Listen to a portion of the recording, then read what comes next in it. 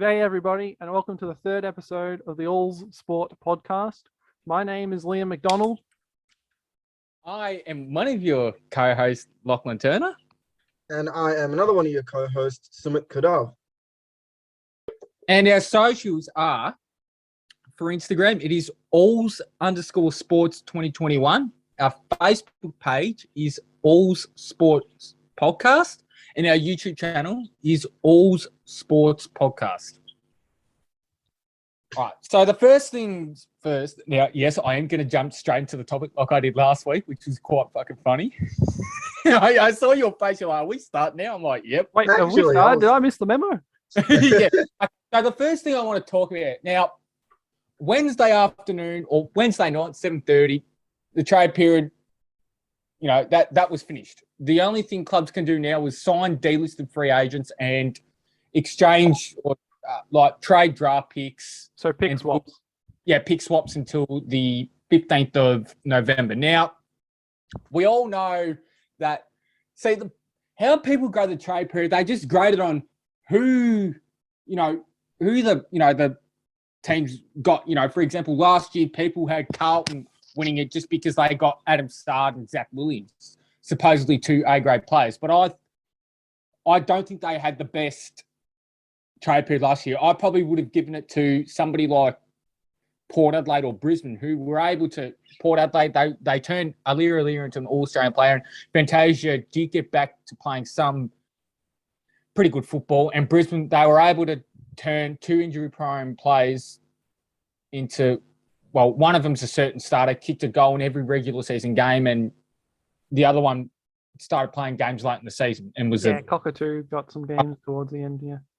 Yes. So, not gonna lie, Lockie, the grades I have are kind of based on what you don't like. No, that's all right, and that's the thing we're going to discuss. We have our own kind of like trade wrap where we give it our own grades, but we've all. So Liam and myself, we have made a list. Mine probably more so. No offense, probably a little bit more detailed because I have listed as part of the ins and outs the draft picks, and I've listed each club's draft picks, and I've given them an actual grade. So I think to start off with, we'll go with Adelaide. So for Adelaide, we'll go alphabetical order. Obviously, Adelaide right down through to the Bulldogs, and the only pieces that came in for Adelaide was Jordan Dawson. The pieces that came out of Adelaide were Jake Kelly, a future fourth-round picks 23, 44, 62, 66. Their current draft picks are 4, 38, 75, and 80. Now, I gave them a B+ because, hear me out on this, they have one good wingman in Paul Seedsman. Jordan Dawson, he was ranked elite for rebounds from inside 50 and inside 50s. What's the harm of having two very, very good wingmen? What do you think? And plus, they were able to keep their pick 4, which, as I said before the start of the trade period, a lot of clubs, Richmond were calling for it. They attempted to get pick 1 from North. They tried very hard. They gave up 3 first-round picks for pick 1.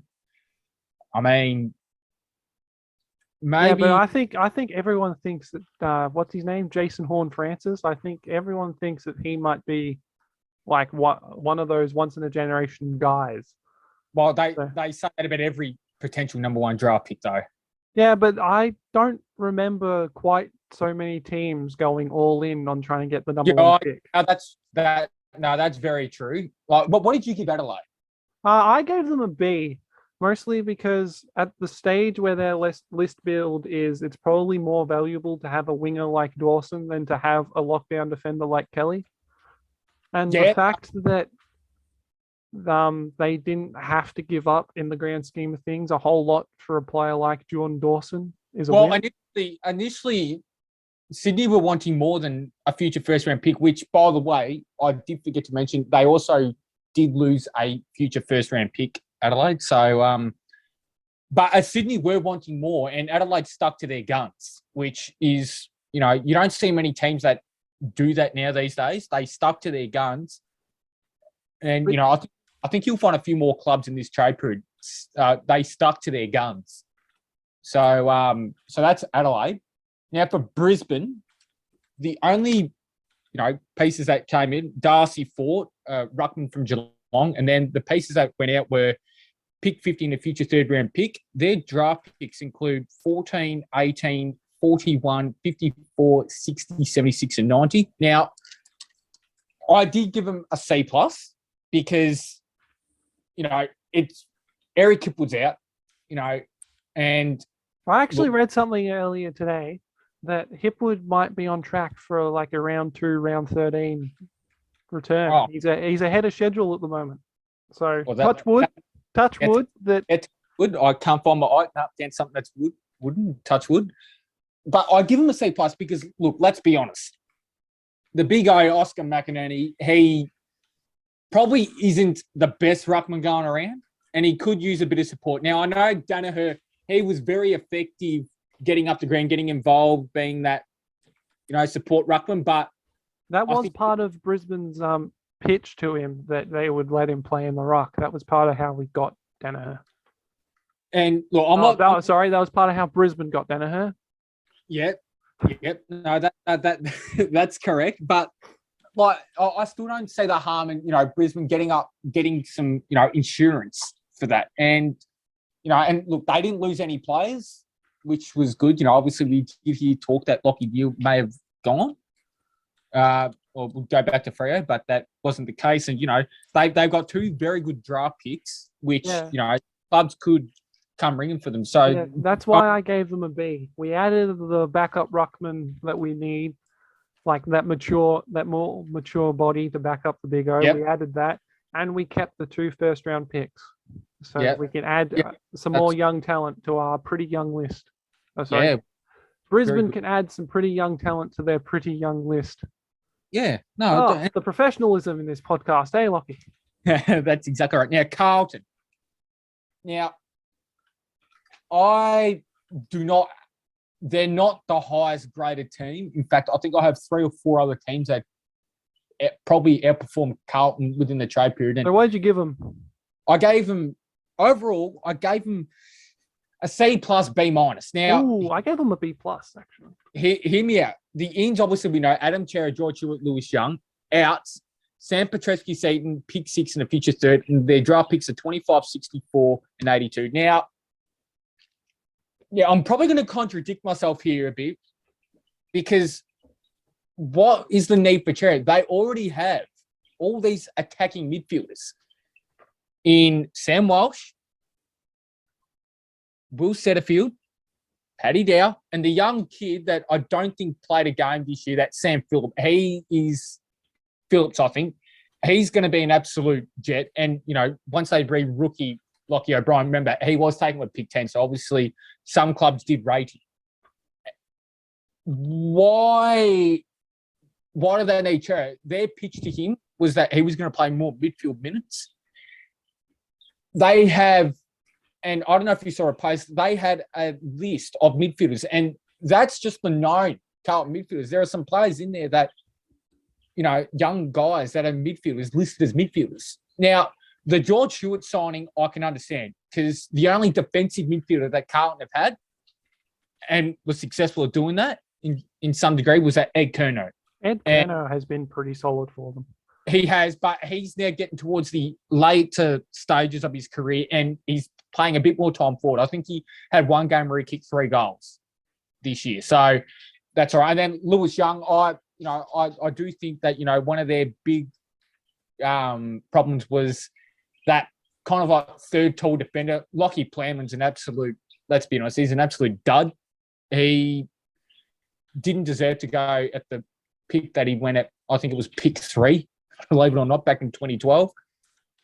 And I reckon Lewis Young should probably take his spot. And plus, you know, he could be that backup. I don't want to say backup ruckman because, you know, they have Pittnett and Taconi, but, you know, he could be that, you know, that ruckman in that defensive side of the 50 where, you know, where Carlton do have a target up around the wing side. And, then they can leave, somebody like Harry Mackay deep in the goal square. Or if they really wanted to use him at centre half forward, they could push him up. But, yeah, no, I give Carlton unfortunately, I'm probably going to stick with the B- that I originally gave him. Yeah, I gave them a B+. I'm buying into the hype. The Carlton are at the point where they have plenty of young players that they've had the chance to develop, and now they need to go for some more sure bets that are going to get them over the line. So you chuck Adam Chera in that midfield. They've already got a pretty good back line built around Wiedering, and they already have a good forward line built around Mackay. So they just need to work on their engine room.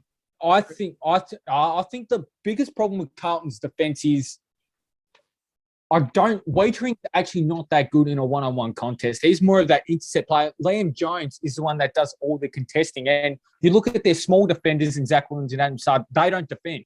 So it's a 6v4 in favour of the forwards. Now, we all know Carlton's biggest issue has been the effort and attitude. And I've got to say, some of the attitude I saw from Zach Williams was not good. I reckon Michael Voss is going to have a really big impact at Carlton. I reckon he's going to be the type of guy to get some of those players to pull their heads in and actually play football.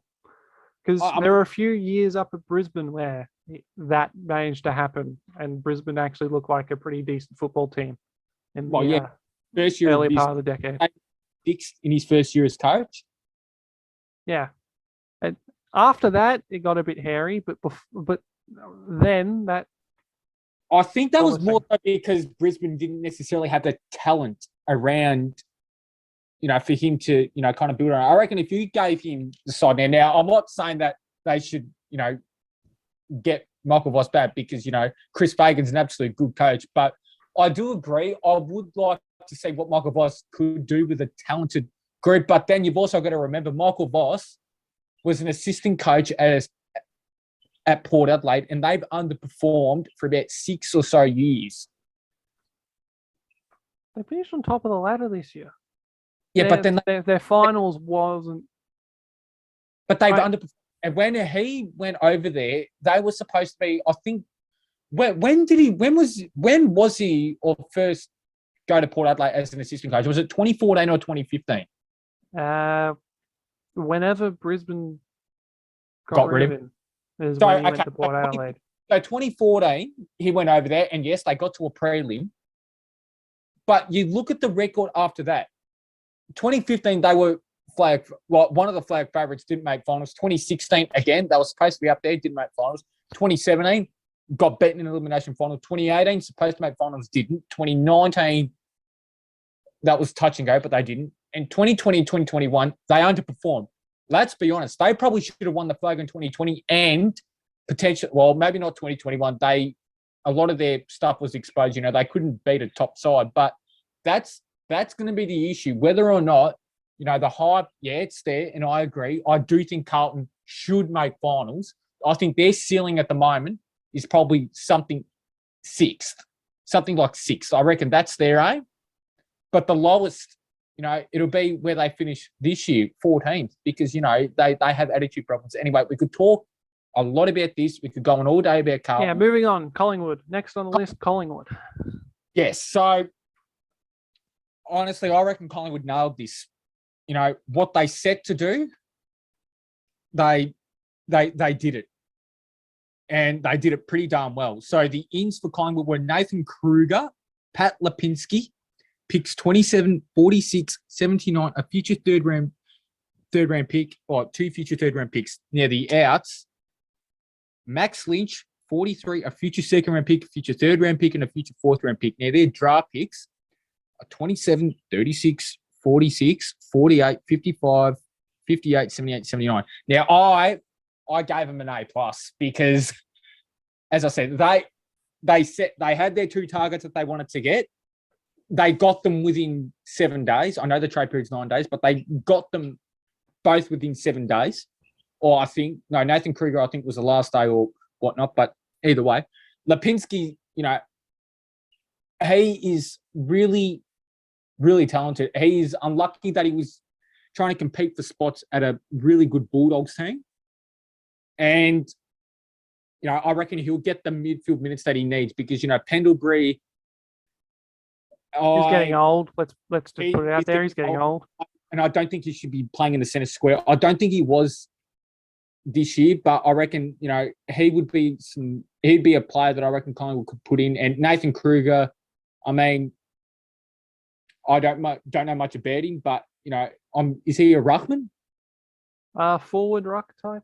A forward ruck. Well, that's something that they need. So, and plus they have got the draft points and a discount for their father-son gun in Nick Dacos. I was going to say Josh Dacos, but Nick Dacos, who is probably going to go pick 2 or going to get bidded on at pick 2, and then obviously Collingwood will match it. So I really do think that they, that they nailed his draft.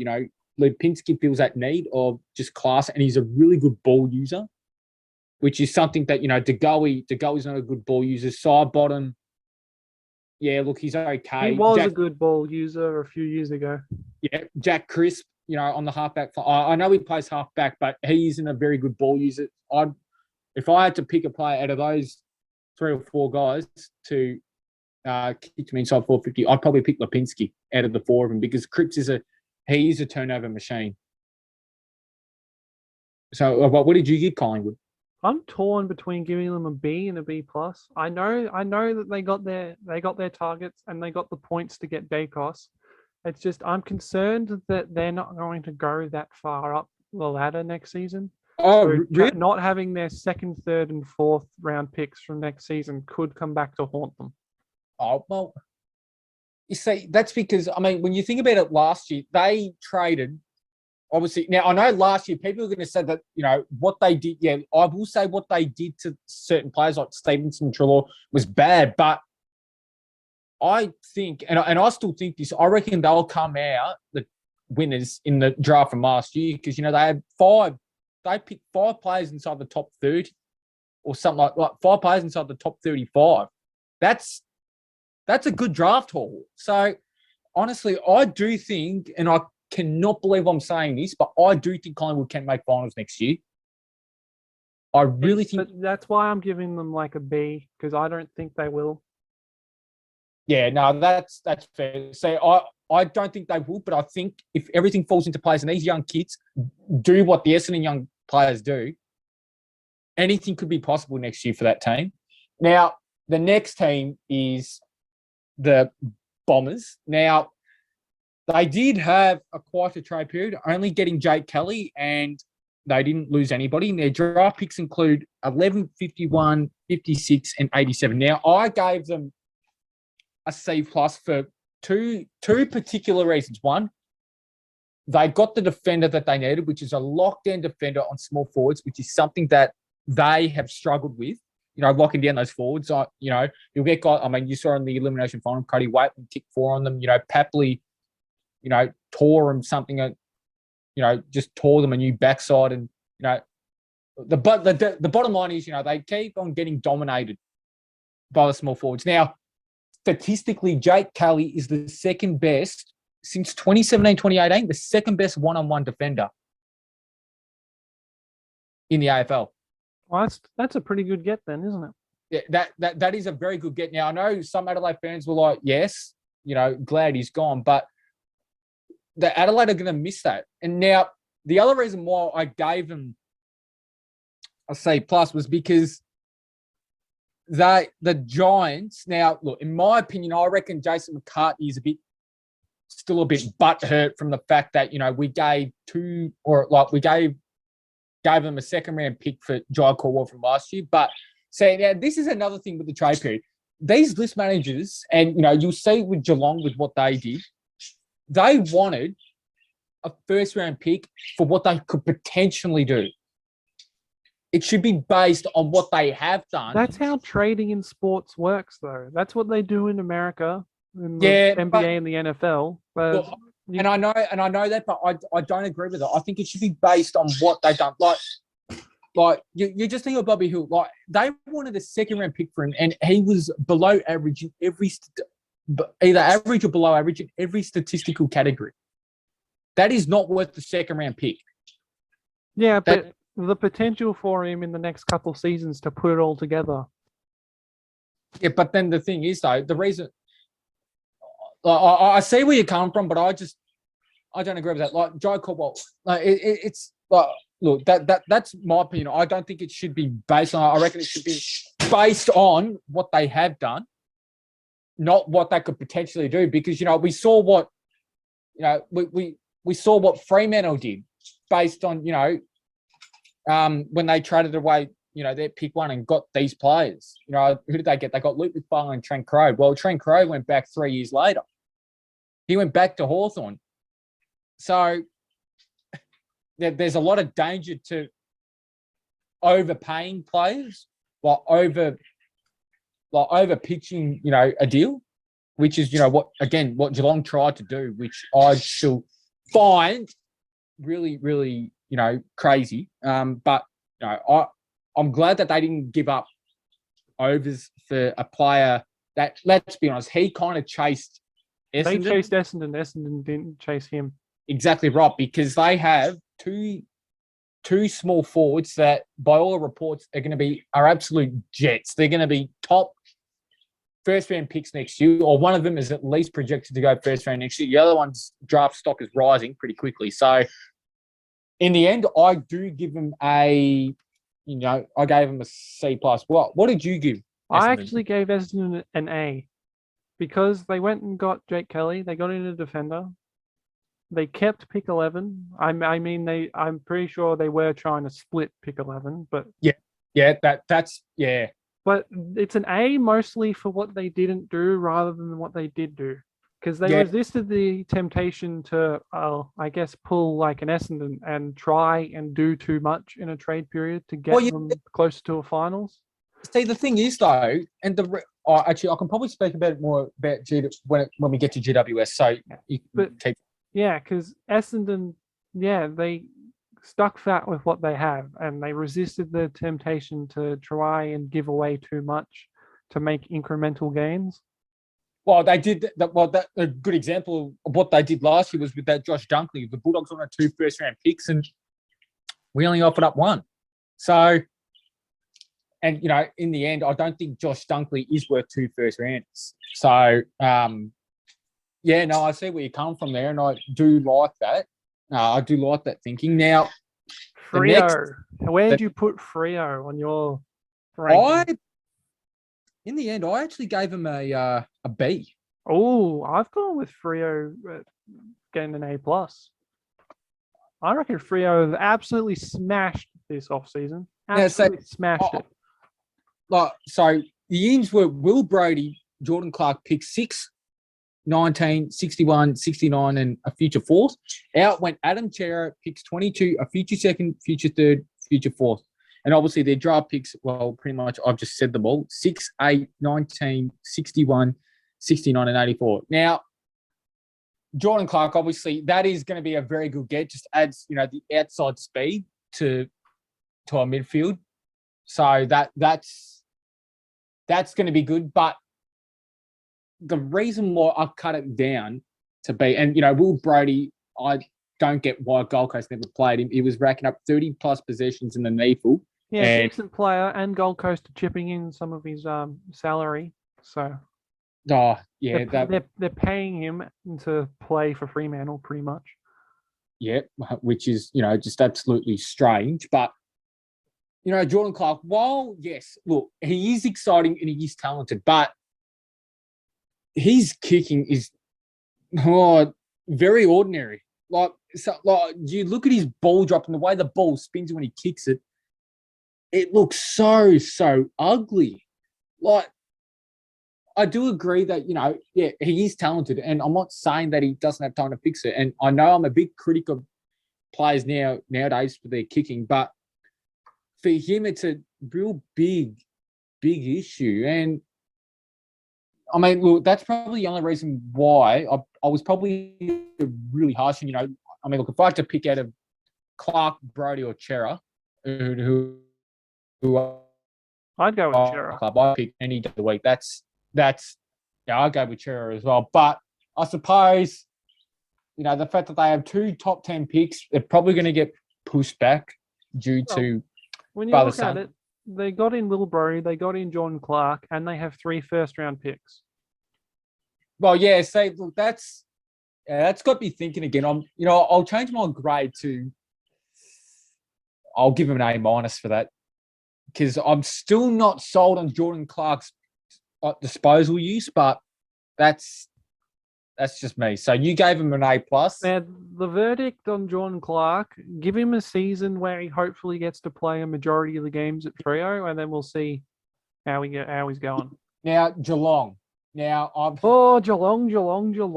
they were pretty low on my list. Now, I tell you what saves them. The ins were John Segler, 22, a future third and a future fourth. Out went Jordan Clark, Nathan Kruger, 55 and a future fourth. Their draft picks are 22, 30, 32, 34, 50, 91. Now, I gave them a C-. And the reason being is because, Jonathan Segler, he's I'm not saying he'll have the impact Tiki had at Sydney, but I reckon, he'll be a pretty good ruckman for them. Otherwise, they wanted overs for a guy that they wouldn't play. And they just won't play the young guys. Quinton Narkle, I know he signed a 1-year deal, but he'll probably go. I don't get how you can drop a guy after getting 30 touches. I'm sorry, but that's just poor. And, yeah, what did you give Geelong? I gave them a D. I've gone after Geelong here. Yes, I've given them a D, not necessarily for next season. I reckon the Jonathan Segler move actually makes them better for next season. But they got an already old list just gets older. Like they ship out Clark, they ship out Kruger. Kruger's been around for a few years, so that's like losing him when he was about to start performing. And then I know they're not technically trades, but delisting Oscar Brownless and Charlie Constable has to be criminal at this point.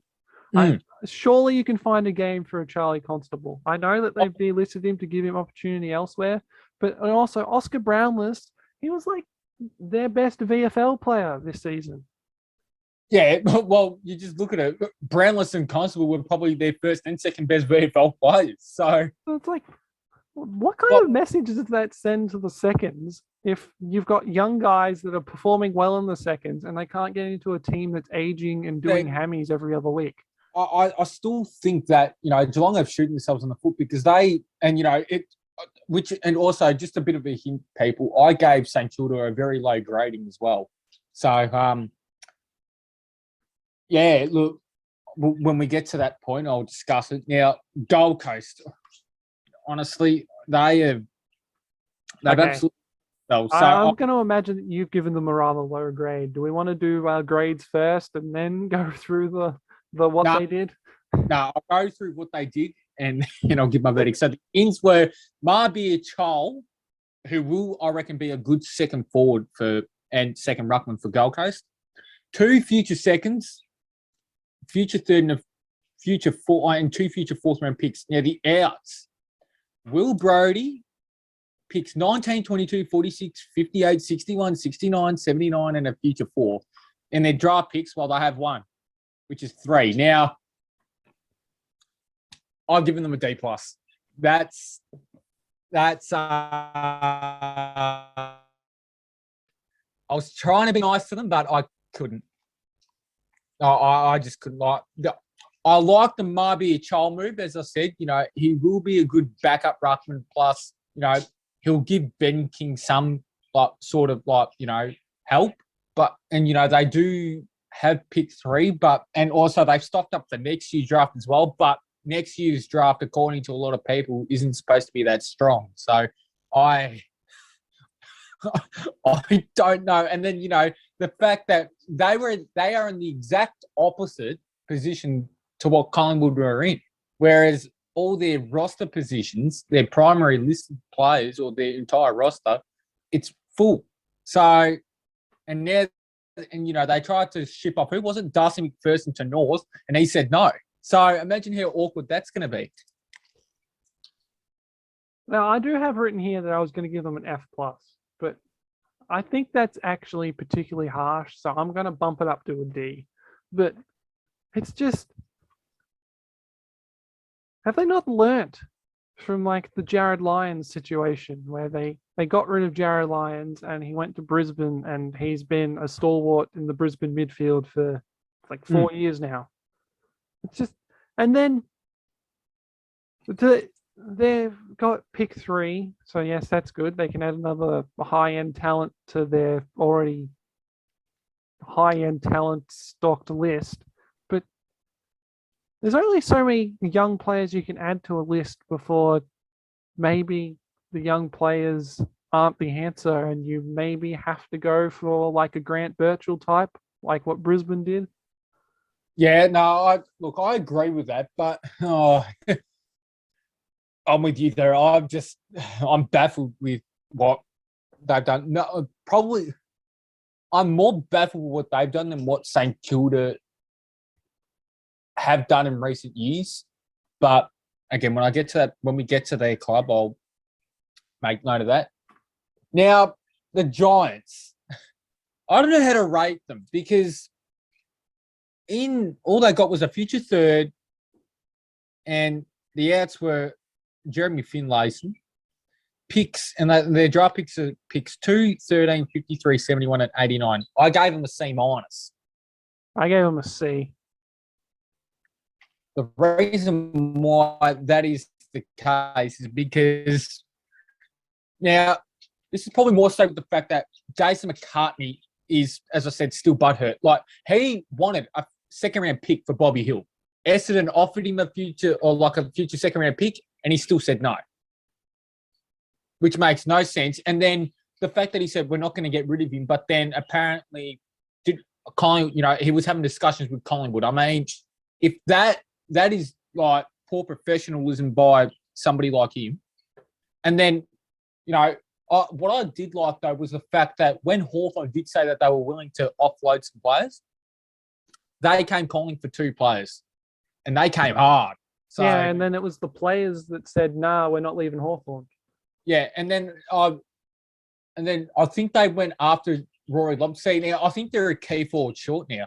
But they're a third. I was going to say that's why they've got a C, because they've made their already kind of thin forward line thinner. So, and because the small forward, well, Toby Green is probably one of the best going around, and when he's not getting hunted by the AFL for his conduct, which we won't go into. But I don't know with the Giants because they're very thin at forward. Jesse Hogan has to perform next year. Now that's the bottom line, and we all know his issues. They're small forwards, while they're thin. I know that they're interested in a delisted Hawthorn player, but I don't think they had a good pick, unless look, we don't know. They might do something shocking with their first pick, where they go after one of their needs rather than going for the best talent available. Like, for me at the moment, their need at the moment is probably a small forward. So I reckon their biggest need is a small forward at the moment, and I don't like watching small forwards get taken so high in the draft. I don't like it. I don't like the idea of it. But if so they got some middle of the road, really. They didn't lose a whole lot. They didn't gain a whole lot. They're just kind of there, really. Yeah. Now for Hawthorn, I've got to tell you, I didn't necessarily like what they did, but I mean, so the ins for Hawthorn were Max Lynch, a future 3rd round pick, and a future 4th rounder. The outs were John Segler, Tim O'Brien, future 3rd and a future 4th. The draft picks are 5, 21, 24, 59, 65, and 81. Firstly, what did you give them? Hawthorn, I've given out another C here. I gave them a -1. They now look pretty small now that 2 talls are gone. I know they brought in a ruckman, Max Lynch, but to me, they just look pretty small at the moment. They already had a couple guys they were looking to play as well. So Well, yeah. See, a lot of their young guys. There was that ruckman that did all right. I think his name is Ned Reeves or Nick Reeves or something like he that. definitely is a Reeves. Yep. And, he looked good. But the reason why I had to give him a grading so low is because, yes, they shopped out players and look, it was a bold strategy, which I liked. But now that they couldn't get rid of those players, Yeah, there could be some fallout. I reckon there could be some fallouts there. And it could get pretty nasty. Now, Wingard said that, I'm pretty sure it was either Wingard or Bruce said that he wanted to play under Sir Mitchell, so might not be some tension there. But the other guys, some club, guys that have, been at the club from day dot, one club players like, Liam Shields. He's a very good player. I wouldn't want him to, if I was a Hawthorn supporter, I wouldn't want to see somebody like him go play for another club. Maybe Wingard because he does have some value, and maybe Tom Mitchell. But other than that, Teams came knocking for Wingard, and Wingard said, "No, I'm staying at the Hawks." And they also went knocking for Bruce as well. And the talks were all around away, but then Bruce said, "No, go away." It's time. It's time. It's time. Can you believe it, people? It's time. It's time for this week's rendition of LT's useless stat. So, without further ado, let's go, LT. Hit us with your knowledge. Rightio. So this week's stat is worse than last week's. Now, what month are grand finals supposed to be played in? September, last Saturday of September. Rightio. So I've got a bit of a historic stat. And St Kilda fans, you don't have to cry for much longer as the longest premiership drought. Because the last time Collingwood won a September grand final was in 1958 against Melbourne. The score was 80-62. That was the last September grand final Collingwood ever won, back in 1958. You just channeled your inner Triple M. You know how they all start shouting at each other? That was brilliant. So, 58 was the last time Collingwood won a September one. September grand final. 1990 was in October, and 2010 was in October. How did it end up in October in 90? Because the semi-final between Collingwood and West Coast ended up being a draw. The no extra time. Okay. No extra time. Actually, I think there was extra time, but it still ended up being a draw. So, Collingwood fans, looks like you still have a lot of waiting to do before you win another September grand final. Your last chance to win a September grand final was, in fact, in 2018. And what happened? You kicked the first 5 goals in their grand final and choked. And you blame that goal. And you blame one umpiring decision for losing a game. It wasn't a block. Let's be honest. It wasn't a block. Anyone that says it was a block is butthurt. If anybody says it was a block, they obviously missed the part where Braden Maynard actually grabbed Rioli around the head. So, I mean, they obviously let it go for a reason. And that concludes this week's useless stat. You want to talk about the what the Cricket Victoria General Manager said about Will Pucovski's chances of playing in the first. What did he say? Okay, so Cricket Victoria General Manager Sean Graff, I think is how you pronounce it, or Graff, believes that young opener Will Pucovski will be fit for the first Ashes test in December if selected. Obviously, on Thursday afternoon, it was revealed that Pucovski had suffered yet another concussion, which is believed to be his 10th of his career. That there was, concern, around the 23-year-old's welfare due to the high number of concussions he suffered in his young career. However, Graff gave hope to Australian fans with the revelation that, Pucovski is fine, saying, SEN that he was in here today, he's fine, told SEN's Dwayne's World. Obviously, that's the show that's on SEN. It wasn't, and now I'm quoting him, the manager. It wasn't a major concussion of any sort, but he did get hit. So the protocols were put in place, and they do show that he has a slight concussion. He feels good in himself. He had some headaches, but that seems to have Dissipated. Dissipated by now. Thank you for jumping in there. I was going to really struggle pronouncing that word. We're very hopeful by next week or so that he'll get back to training and away we go. And obviously, and then the article goes on to say that he was expected to make his test debut in the first test against India last summer, but missed the opening 2 matches of that series because of the concussion he suffered playing for Australia A. Actually, I think that one was worse than this one. Yeah, that one was worse because then, he goes to say it's definitely not a major setback. Obviously he's a major talent, Australian cricket, everyone around, including the Victorian medical staff, the Australian medical, the Australian staff have got to understand that when he does cop a knock, he had a different reaction to a lot of other people because of the amount of concussions he's had. So we're taking a more conservative approach to make sure everything is all right. The last thing we want to expose him as we lead into the season. So, and then he goes, and so how the incident occurred, Graf said that purely and simply he was in the indoor nets and one of the coaches was basically throwing balls. It was a short ball, and it basically collected him on the side of the head in a hook shot.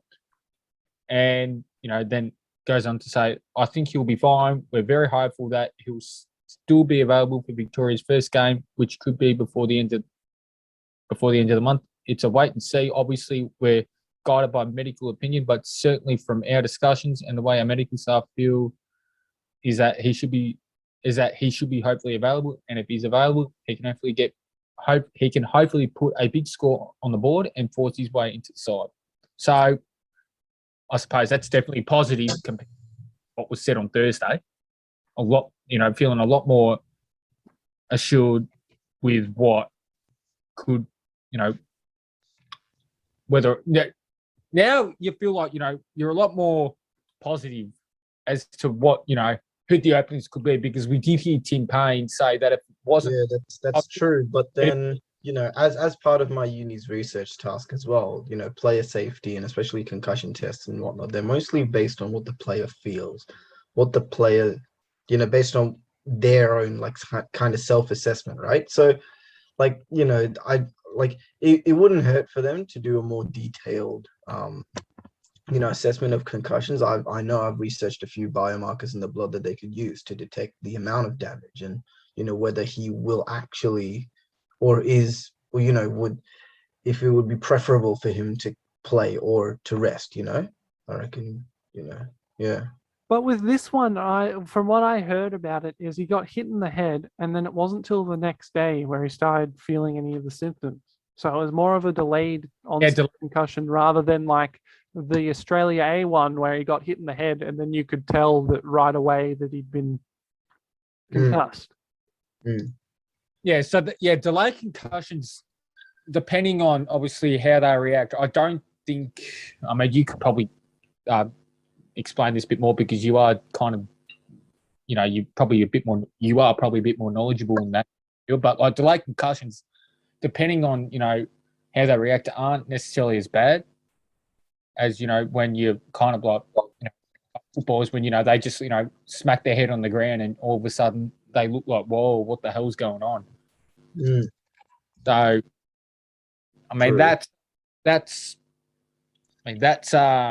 so hopefully he does get up, play for Victoria, play Shield, because as I said, I think if he can finally get past concussion stuff, and because he is a good pull of the ball.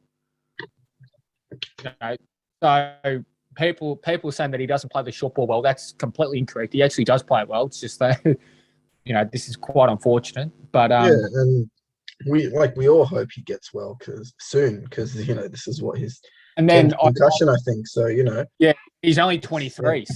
Exactly, yeah. He's got a bright future. And yeah.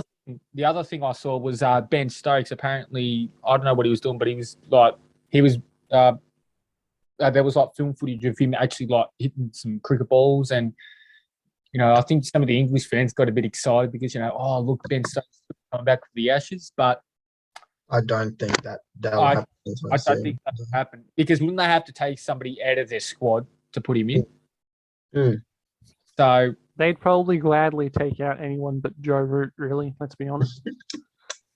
I agree. and probably Anderson and Broad. Those three are probably safe, but somebody like, say, I'm pretty sure in their squad they included Dom Bess. So, and he is a very, very ordinary cricketer. Including him, like we said in the other videos about another player, but it's a huge gamble. Yeah, but that's absolutely huge downfall. But look, we'll see what happens on that side. Yeah, so obviously we'll see what happens there. Hopefully he does get up, as I said. And yeah, now what did you want to talk about, Len? You said you had something on Kyrie Irving and Ben Simmons. I actually am interested to see what you guys think about what's going on with the whole Ben Simmons and Kyrie Irving situations over in the NBA. So, which one would you say you guys have heard more about? Definitely the Ben Simmons stuff. I've read a little bit about what's going on with that. Okay, so pretty much the gist with Ben Simmons is they were eliminated in the playoffs last season in a series that many people believe they should have won rather convincingly against Trae Young and the Atlanta Hawks. Mm-hmm. So, and the turning point that was identified by Philadelphia personnel in the game was a play in the last quarter where Ben Simmons passed up a wide open dunk and passed the ball. That was the moment identified by Philadelphia franchise player Joel Embiid as the moment where we lost the game. Mm-hmm. So, and then in the aftermath, Coach Doc Rivers said that he wasn't sure if Ben Simmons was a point guard capable of leading a team to a championship. Jeez. So his own coach said that he might not be the guy. And actually start burning his jerseys as well after. Yeah, it seems to be a common NBA reaction when they're upset with players. They burn jerseys. So yeah, I don't understand it. Look, my opinion on that is, I think it's very harsh blaming a series loss on one player. I mean, that can't do, the players, confidence and mental health any good. Yeah, well, funnily enough, Matisse Thybulle, the guy who played for the Boomers? Well, he was on a podcast recently. I think it was JJ Redick. He's an NBA player here, a former NBA player who has a podcast. He was on that podcast and he actually said that because he's the guy that actually committed the foul that actually put them out of the series, actually cost them the game. There was no coming back from that. And he said that he copped barely any hate for that.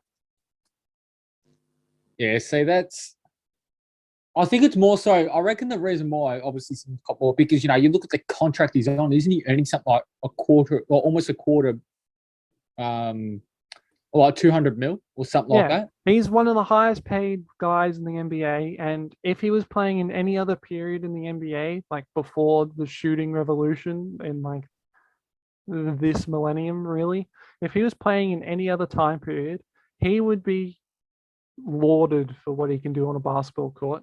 It's just the fact that he doesn't have a jump shot and he can't shoot free throws. I also read a show. It was after when the Bucks obviously they won the thing, and I did watch a show or like a YouTube channel, but they were discussing how somebody said that free throws are overrated. And it goes to show that, Giannis, had that many free throw shots. And then, they had somebody from the Suns must shoot really well and whatnot. And, free throws don't necessarily make much there. So, yeah. So with Giannis, how many times did he actually end up going to the free throw in that series against Phoenix? He went there a lot, didn't he? A lot, yes. Like twice as more as the players. But see, when you get... the free throws are a free point. That's essentially that's why it's called a free throw, is because you get fouled and then you get 2 free shots at the basket. Yeah, but the thing, Giannis isn't the best free throw shooter. No, he's Yeah. not. But No, when you no. get that volume of free throws and you hit more than half of them, that's still points. Yeah, no, I get what you mean, but like, yeah, it's. Well, I don't know enough about basketball to have an opinion on whether I think free throws are overrated or not. I probably need to watch it a bit more to get a bit more of an understanding with that. Well, NBA but what fans I do actually have a know- love-hate relationship with the free throw because it slows the game down a lot when there's a lot of free throws. Yeah, but the one thing I do know with a team sport is, it's the entire group. It's not just one player that lets the team down or gets them to a championship in most cases or grand finals. And I think the fact that Ben Simmons was literally getting so much hate for that, it was like he was the sole reason why they lost. Yeah, he was definitely the scapegoat. He was made the scapegoat, which I don't agree with. I mean, like, how, David Teague was made the scapegoat for Carlton's, misfortunes. That's not fair on a coach, and it's not fair on a player to be made as a scapegoat. It's not fair. And, as I said, I don't blame him that he didn't want to go back to Philadelphia. Well, that's the thing. He actually has gone back to Philly now. And it was funny because didn't he? None of his teammates knew that he was actually back. Well, He arrived unannounced. Yeah, he arrived unannounced, and his teammates were like, "What's going on?" And I don't know. Look, I don't think things will ever be the same. I personally don't think he'll be at Philadelphia for much longer. But I really don't know what to say. I don't think, as I said, you can't. Yeah, the writing is on the wall for Ben Simmons. It's probably the most succinct way to put it. That he's come back because the amount of money that he was losing by not playing for them was not worth it, really. But then the Sixers want to get rid of him, but then they're asking for too much. Yeah, they're asking for too much given how his value has diminished based on what's happened. And essentially the rest of the league's like, you're dreaming, right? I mean, but look, let's be honest. Like, not every player. Like, I understand. Not every player is going to be good at everything. Simmons is obviously, from what I've heard, a better defender than he is an attacker. Well, but that's the thing. He's one of the better defenders in the entire league, and there's not a lot of people that can stop him from getting to the basket when he wants to go to the basket. It's just he's got this psychological thing with shooting free throws and shooting in general that's essentially holding back the best parts of his game because he doesn't want to be put in situations where he has to shoot. I don't blame him because he started getting the blame before the series actually finished. Would I be correct? So, yeah. You can imagine what that's doing to his head. Oh, damn, if I get the ball, I don't know what to do. And, so I don't blame him, because, if I had that pressure on myself, or I don't know, if you had what would you do in that situation? Like, most people would probably shrink, wouldn't you say? They'd be like, I'm being made to be the sole reason why we're losing this series. Well, that's the thing. It takes a very special, kind of person to be, the guy or one of the two guys on a team.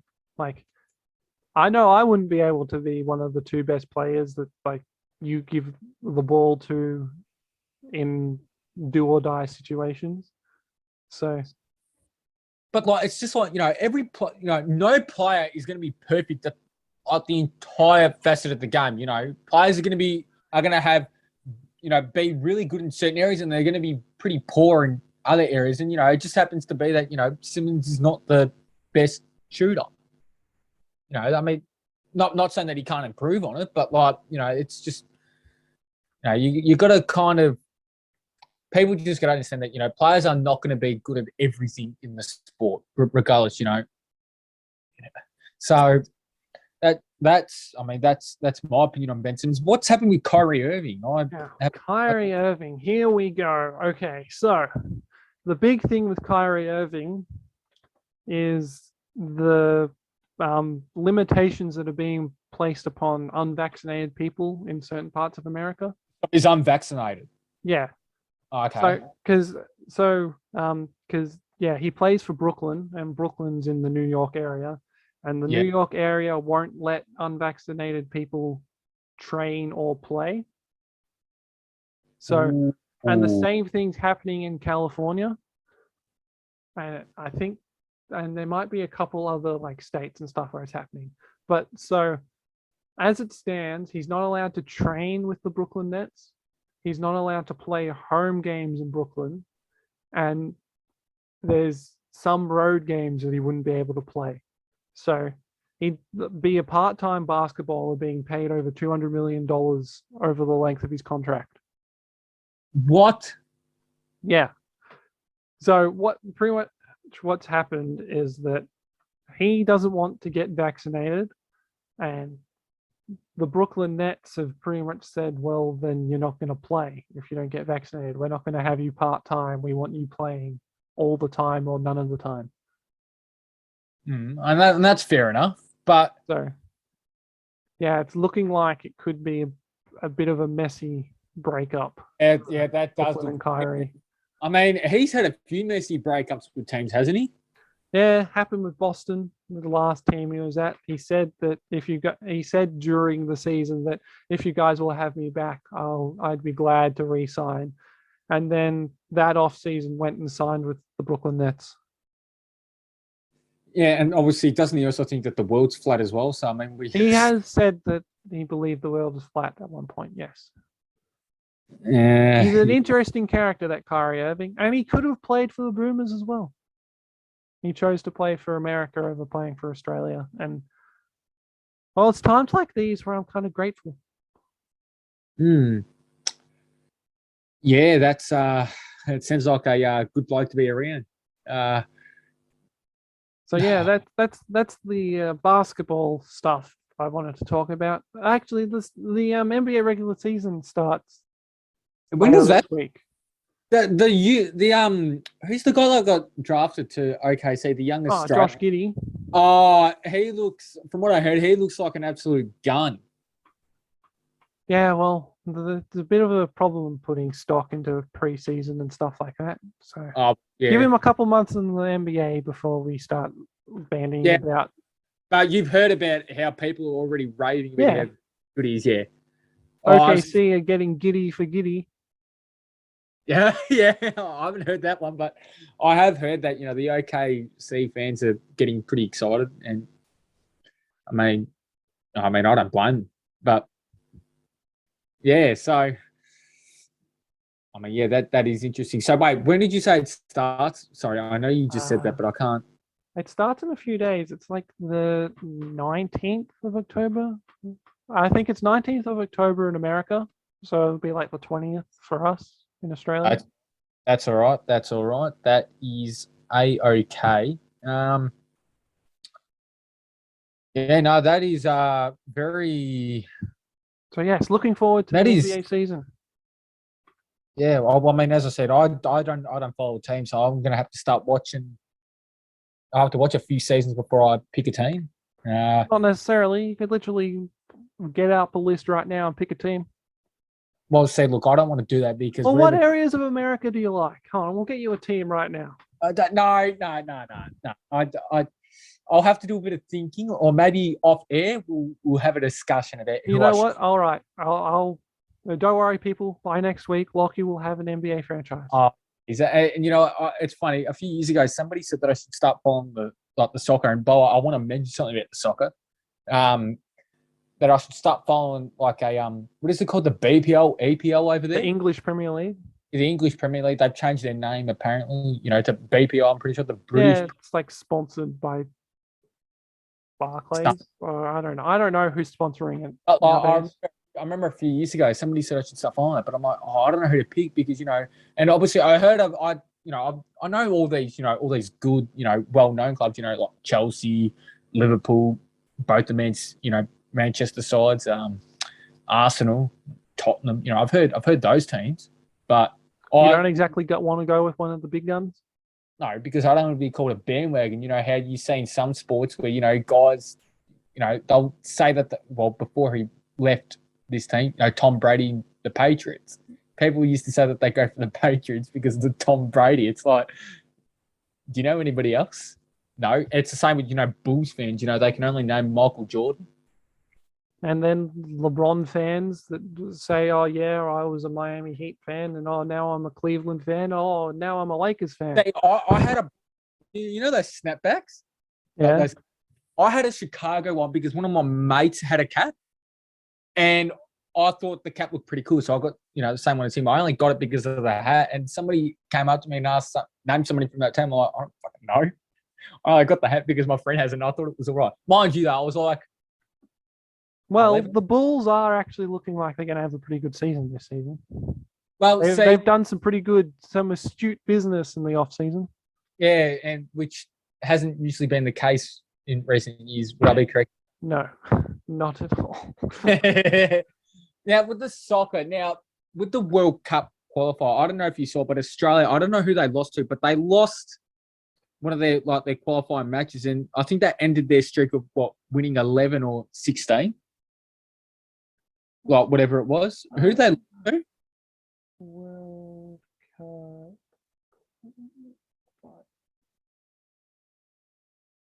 Oh, we lost to Japan. Well, now I want to hear your opinion, and as well as someone and Adrian. I reckon the only way soccer will ever become a top 3 sport, I'd say, is if they actually win something like. Now I know it's a long stretch, but obviously you're talking about in Australia because there's a reason it's called the World Game. Yeah, but in Australia, I don't think it'll be. It's not the number one. For them to be a number a top 3 sport in Australia would be if they were to win, say, I don't know, maybe an Olympic medal or a World Cup, or come close to winning one. We've gone out of the group a couple times at the World Cup. That's a pretty good achievement. That's a good achievement, but that's not, that doesn't blow your mind away.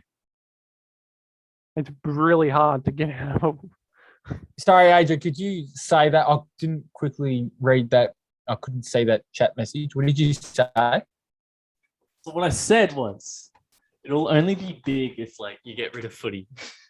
And that's not going to happen. Footy's the number. I know, right? There's a reason it's called Australian. Exactly. Australian football, yeah. So I don't reckon soccer's gonna ever become huge in Oz. I mean, I think it could. I think the only thing I have against soccer is because a lot of their players stage, and that's just a reputation that they've got, for staging, which is not something that you want as a sports person. How about we avoid the whole staging debate in soccer as our first foray into soccer? Yeah, look, I think that's a good idea. But yeah, look, that's just my opinion. What about you, Sue? How do you reckon soccer would be a big thing in Australia?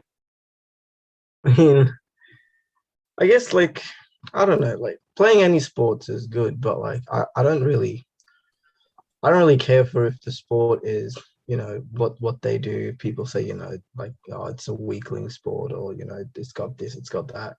If it's entertaining, if people like it, just play it. I don't really care for much other than that. Oh, that's fair. Well, that's the thing with soccer, is that you wouldn't say that the A-League per se is on the same level of the AFL. Well, you see, or even necessarily the NRL or the Big Bash or anything. The reason why the A-League gets mentioned is because, one, either they'll announce who wins the grand final, or you got fans throwing flares in the stadium. Which obviously doesn't give the league a good reputation, but that's the only way I've heard of the A-League. And I might see I might flick it on every now and then if there's no sport to watch, but that'd be like the last thing I'd watch. But That's for you. I'd watch anything that's interesting, honestly. I wouldn't even mind if it was table tennis or whatnot. It's interesting. I'll watch it. table tennis is very underrated. I can just say that. It's fun playing it and watching it, just seeing them, really put That game is hard. It is so hard. Like you look at like all, their World Cups and stuff. It is a very, very hard game, just to get your serve right, there's certain rules and stuff, and it's so annoying. But have fun at the same time. But look, that's definitely something that we definitely should consider, getting a table tennis thing and, having a mini comps against each other, That's true. I'd destroy you all. Yeah, you probably would. Hey, Summit. No. I'm just gonna have to say no, you wouldn't. We got two pros in here. Oh no, I'm not a pro. Oh, I'm a terrible table tennis player, but I reckon I'm a better table tennis player than Summit. Duh, you've never seen me play. We'll have to see. Have you seen me play table tennis? No, I have not. Well, I've seen And you play cricket, I did so I not reckon make I'm wild fine. accusations. You did not just. Did you hear what he said? Well, no, I did not. What did he say? Okay. I've seen you play cricket, so I reckon I'll be fine. Oh, See, that was him. I didn't say that. That was him. I didn't. I know that was him. Yeah, so don't go around saying that I told him to say that, because that is not the case. But Liam, he told you to say that, didn't he? I'm an autonomous being sometimes, Summit. I am capable. yeah, Liam's capable of being that person that will just say something that'll just ruin like somebody's like confidence, which you Careful, Lucky. kind of. Careful, Lucky. I could come for you next. Mm-hmm. Yeah, Please do. what could Please you do. say dampen me? gonna hide it. It takes a lot to ruin my confidence, so you are welcome to try. What could I say? Did you just ask what could I say? Yeah. What Do you could we want the not answer to say? that question? What could we not say? That would be the better question. Yeah, answer. I want to know one thing. What's one thing that you could say? Hey, Lucky, how's your foot? You know what? My foot's actually pretty good. I can actually run. The only thing that's annoying with my foot is Loggy, how's your chin? my chin. I know my chin's fine. It actually feels, All right, really so good. time for some chin music mixed in with some toe crushes. Yeah, look, Absolutely. I'd rather not face those. This guy got hit in the chin when I was bowling spin. And Oh, yeah, clean on the that's- foot when I was bowling what would be generously called medium pace. Look, to be fair though, I don't have anything to say against that. Look, to be fair, no, with that spinning one, I had something with that. I tried to sweep I did not expect the ball to bounce as much as it fucking did. That's why you don't Hey, sweep it. wait. Put Hang the sweep on. away, Wait, mate. wait, didn't I bowl you out just, using one hand, just, doing an, Yes, and I tried to ramp that as well. No, you didn't. You tried to smack me down the park. I remember that because I had a McDonald's McFlurry in one hand, and I said to Lamb, I bet you I'll bowl him out with one hand. Oh, back Right. then. Oh yeah, never mind. Yeah. Nah. Well, it's pretty good considering you normally throw up pies. Hey, Exactly. I excuse me? was expecting Liam, something don't much you even- worse. Liam, the only thing you got on target back then was hitting my fucking foot. So I'd shut your fucking mouth. Hey, it was worth it. You know what? If I only bowl 1 in 100 balls in the right spot and it crushes your foot, I reckon I'm happy. I won't lie. I still felt the after effects after that for like 2 months after that. I could still feel where, the ball hit me on the foot. I'm like, See, now you can't blame me that I got out on that first ball, Lockie, because I was expecting it to not even land on the pitch. no, see, now you're So- talking. Don't come Now, at me for that. But No, yes, so to sum up, I would crush all of these losers at table tennis, except maybe Adrian. I have no idea if he's a secret table tennis whiz. No, Yeah, I was gonna been say, I playing reckon table tennis for the past 10 that years. I'm dog shit at table tennis, man. That game is so hard. You know what? Fine. But we got one thing that we need to get now. It's a table tennis thing, and we've got to say who the best. We're going to do a table tennis tournament, are we? No, we need to do Absolutely. footy as well. So, and we can count Lockie out because he's going to get out first anyways. So, Well, Yeah. sure. I'm actually a pretty good server at table tennis. Just getting it up, or just the old. Yeah, just that, but you have to be able to get the ball back over the net when you're returning. Exactly. Walking. Oh, believe me, I'll take the piss and just start smacking it if you really want me to. I If it don't think he helps. gets how table tennis works. I mean, I know. if you can smack it into the other person, I guess that technically is a point for you. But That's true. That's true. But the thing is, his aim is something to question. Yeah, So, you know, exactly. So is your aim, Sumit. what do you mean? So He is hit you my in the aim? chin, Lachlan. All right. For one, you cannot comment on my aim because you have not seen my aim when I have been at my best. You have seen my aim when I've been at my shittest. That's a lot. And you don't want me to be at my best when You wouldn't playing like with me you. when I'm at so- my best. I'm literally talking about table tennis. You're talking about cricket. You cannot compare the two. fucking well, sports. actually, I guess that's kind of my fault. I did kind of sort of link Sumit's table tennis ability to his cricket ability. So Mhm. Well, yeah, You can That's put that your on fault. Liam. yeah, Liam, you got to take ownership for this. well, I'm What? gonna win, so it doesn't really matter You know how we what? get there. I'm willing to put a slab of beer on that. A Actually, no, slab. no, because You have you're that kind of dosh? I'm not willing to spend $100 on some shitty cruiser fucking bourbon stuff. Cruiser bourbon stuff. No, Cruiser bourbon stuff. Are you trying to out me to everyone? Wow. I'm sorry. We That don't was a have. very low blow there, Lucky. Okay, we don't have to add that.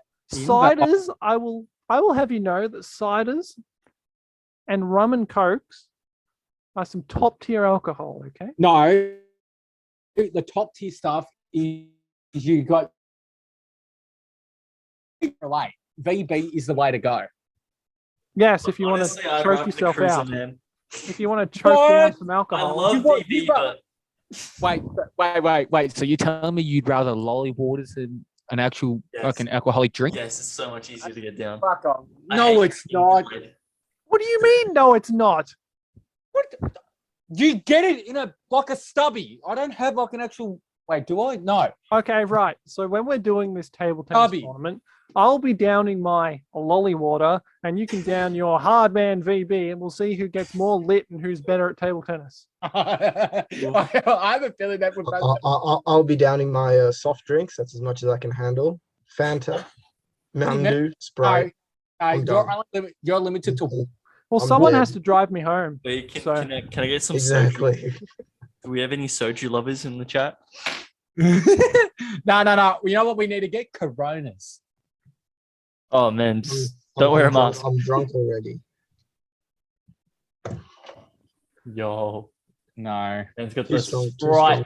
Too strong for me. All right. You know what? We're probably gonna have to cut a lot of that out. But Okay, so this has been a really Nah, it's good. ropey section of the podcast. So Yeah. I got the talk. It was epic. Let's go. The so this is the end of the sus segment. Okay, everybody. So now that we have done that last segment, we will introduce our all sports Supercoach BBL team. So all four of us have gotten together and made a BBL team for the Supercoach. So as for our wicket keeper, we have Ben McDermott as our main, and on the bench we have Baxter Holt. For batsmen, we have Glenn Maxwell, Josh Philippi, Josh Inglis, Sean Marsh, and Usman Khawaja. And on the bench, we have Joe Burns and Aaron Finch. And for our bowlers, we have Jai Richardson, Sean Abbott, Nathan Ellis, Tanvir Sangha, and Ashton Agar as our main, with Xavier Bartlett and Mitch Perry on the bench. but yeah, there is a small disclaimer on our team because, well, when we were making it, we didn't quite realize that, a few of them probably aren't going to play much Big Bash this season because they'll be involved in Australia games. So, Yeah, we're gonna have to change it up a bit. but Sean Abbott is our Smoky to be best performer on the team. He is Adrian's golden pick for our team. So it's So, probably. So yeah, that's our Supercoach team. Now we are planning on making a league and letting you guys compete against our Supercoach team and, well, finding out if you guys know more about Big Bash cricket than we do. Which will probably end up happening. Yeah, I don't think that's going to be very hard. But Okay, everybody. Thank you for listening to All Sports Podcast. Don't forget to follow us on our socials. Our Instagram is All Sports 2021, and our Facebook is just All Sports. Catch you. Podcast. So yeah, and we will post more memes of the day and more Yes. discussions. And keep tuned. And we hope to see you all next week. toodles.